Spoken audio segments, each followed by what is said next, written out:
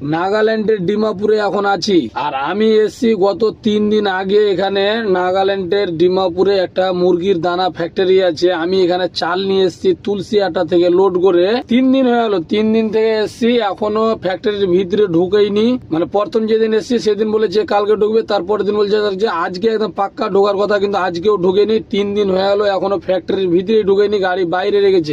Factory থেকে প্রায় 100 metre দূরে পার্কিং আছে, ওদেরই পার্কিং এ আছি। আর আপনাদেরকে একটাই কথা বলবো, যদি ডিমাপুরের মুরগি দানা ফ্যাক্টরি শুনেন, ফ্যাক্টরিটার নামটা আমি ঠিকঠাক বলবো না, যদি মুরগি দানা ফ্যাক্টরির নাম শুনেন তাহলে একটা জিনিস ভেবে নেবেন, 3 দিন 4 দিন 5 দিনও লাগতে পারে।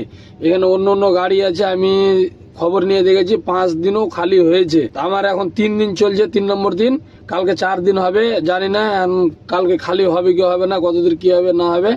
এখন বর্তমানে রাত লেগে গেছে, এখন আমি পার্কিং এ আছি। আর পার্কিংটা সেই মানে খুব একটা ভালো জায়গায় নাই, মানে খারাপ জায়গাতে আছে। মানে খারাপ জায়গা বলতে ফাঁকার মধ্যে আছে। আর এখন আজকে বর্তমানে পার্কিং এ 3টা মাত্র গাড়ি আছে, তার মধ্যে আমি একটা।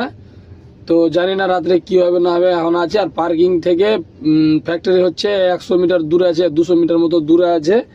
আর ফ্যাক্টরিতে ঢুকতে দিচ্ছে না, মানে ফ্যাক্টরিতে এমন নাকি ফ্যাক্টরিতে ঢুকিয়ে নিচ্ছে, সেরকম কোনো ব্যাপার না। এন্ট্রি করে দাও, এবার বাইরে তুমি পড়ে থাকো, খাও না খাও তুমি পড়ে থাকো, আর খালি হবে না। মানে এখানে সিস্টেম আছে কি, মানে নোকালের ভাড়া, আমরা তুলসীহাটা থেকে এখানকার মাল নিয়ে এসেছি, মানে নোকালের ভাড়া বলতে চলে গেলে আসতে আমাকে লেগেছে 2 দিন, আর এখানে এসে বসে আছি 3 দিন। যাই হোক, এরকমই হচ্ছে গাড়ি মালিকদের সাথে।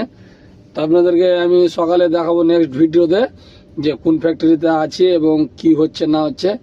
ততক্ষণের জন্য টাটা বাই বাই, আবার আসবো নেক্সট ব্লগে।